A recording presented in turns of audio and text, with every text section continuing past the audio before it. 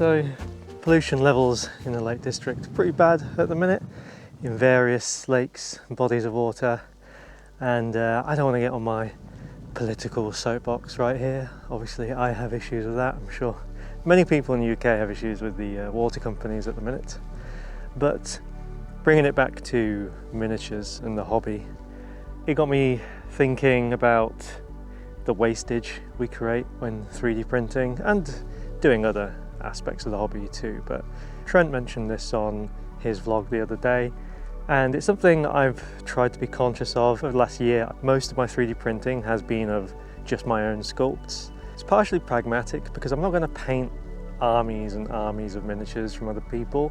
When I first got my printer, I was printing constantly, loads of minis that I still haven't painted.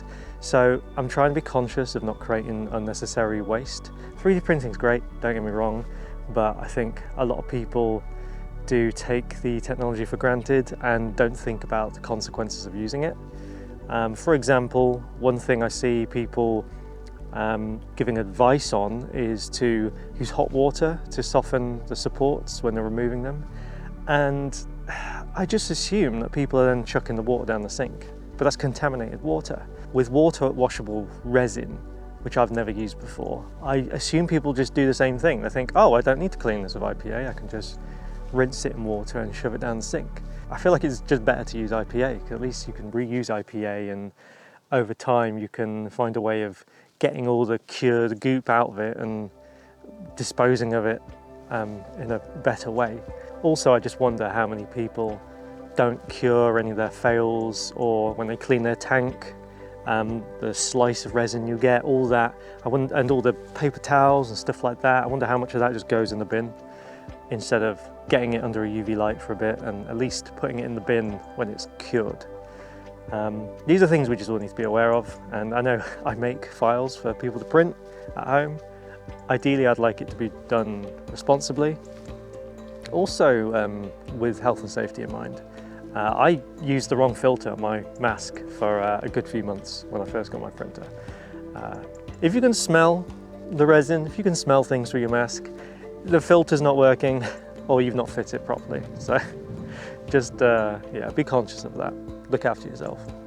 What I also like to do is keep a box of all my failed prints, whether that be resin or filament prints. Stuff that is kind of unusable, and I like to use that to fill voids in large terrain making and stuff like that. Rather than it go into an actual landfill, create your own landfill. I'm not saying be a hoarder, because I'm trying to not be a hoarder, but I'm sure at some point you'll find a use for it, or maybe offer it to other people. Maybe they could get some use out of it. Either way, just try and think of some other use rather than just chucking it in the bin. If anyone has any suggestions in relation to that, maybe it's country specific, maybe there's like some recycling schemes that are better in other countries, I don't know, but put them in the comments and you know, just maybe inform other people about it.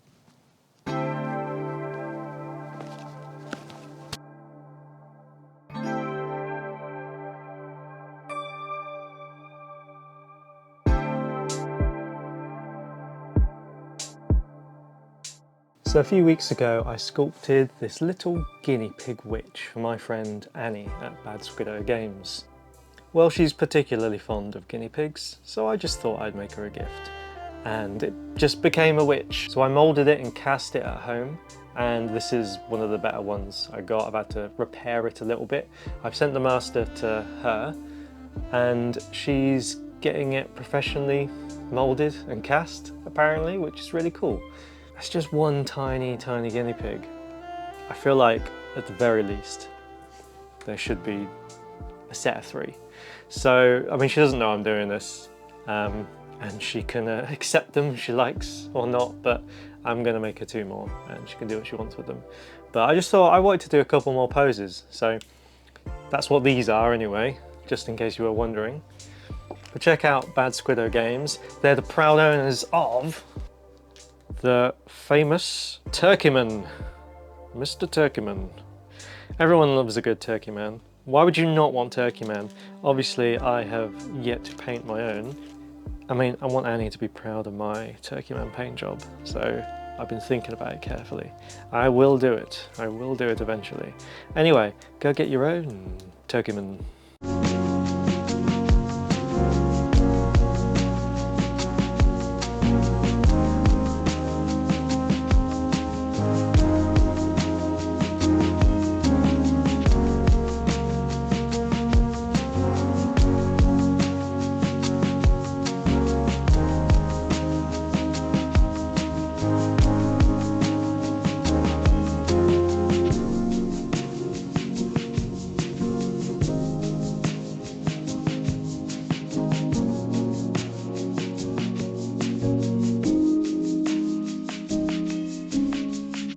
So I'm going to leave it there for today.